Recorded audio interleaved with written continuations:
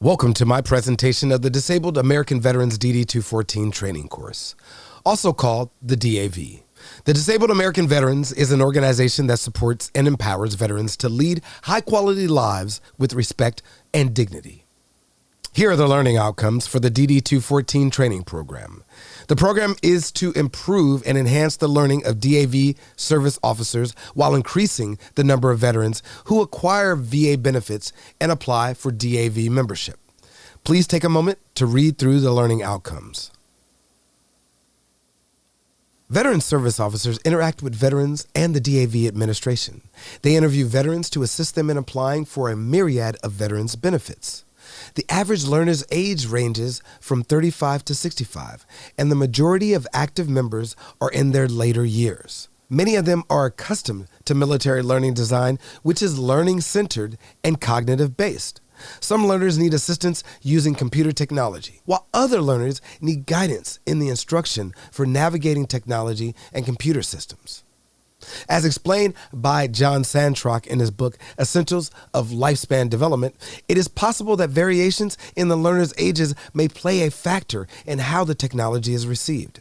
Since the closed training is mandatory, learners will need to register and sign up for the course once they have completed their initial DAV service officer training.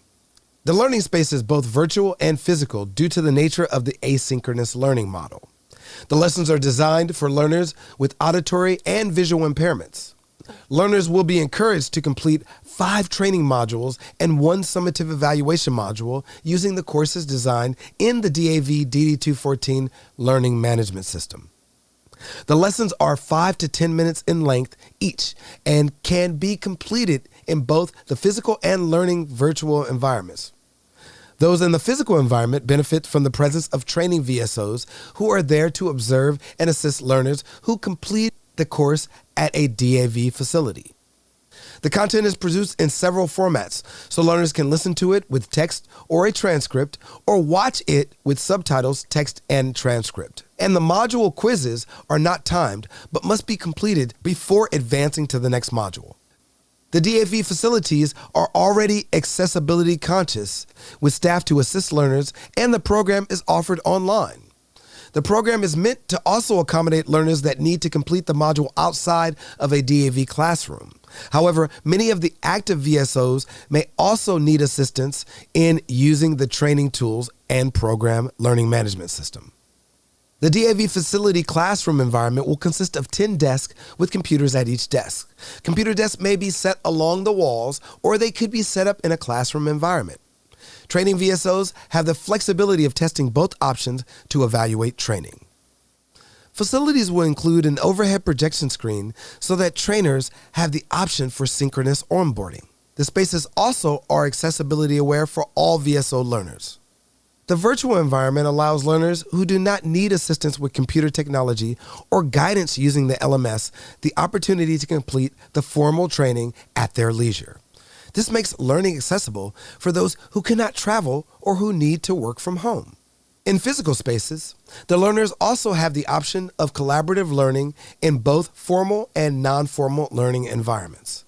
According to Gunawandena, Franchette, and Lane, community interaction has 2 levels: active participation and good sociability. An integral part of this training is that it includes human-centered learning design to increase engagement and interaction. Training VSOs can enhance learning, motivating learners to feel like they belong in the environment. Learners also gain a stronger sense of community and a larger social presence while maintaining their individual identity. Training VSOs will observe both formal and non-formal training for future evaluation. The design of this course utilizes the ADDIE model to determine the delivery and the format of the training. The training is designed and developed according to the needs of the learner, while the instructor and training VSOs observe, implement, and evaluate the learning. The master instructor leads the asynchronous course, and training VSOs will manage, observe, and decide the layout of the physical environments. However, the asynchronous training will only be updated by the assigned instructional design team. Training VSOs are also able to assist and encourage learners to interact and engage on site. They are available to assist learners by answering questions about the content as well as the delivery medium. The DD214 learning environment connects with Roscher's 4 academic pillars. The space stimulates learning by combining a human-centered approach to an existing learning-centered environment and incorporating various strategies and principles for learning and motivation. The environment promotes diversity by motivating and recruiting more veterans who become service officers that lead and assist veterans in need, no matter their cultural background or identity. It also supports accountability using the integrated Kirkpatrick model of assessment and evaluation, focusing on Level 1 motivation and reaction, Level 2 knowledge, Level 3 transfer, and Level 4 impact. Lastly, the DAV DD214 program takes a leadership role by encouraging more veterans to support, assist, and network with DAV members while becoming service officers in the disabled veterans community.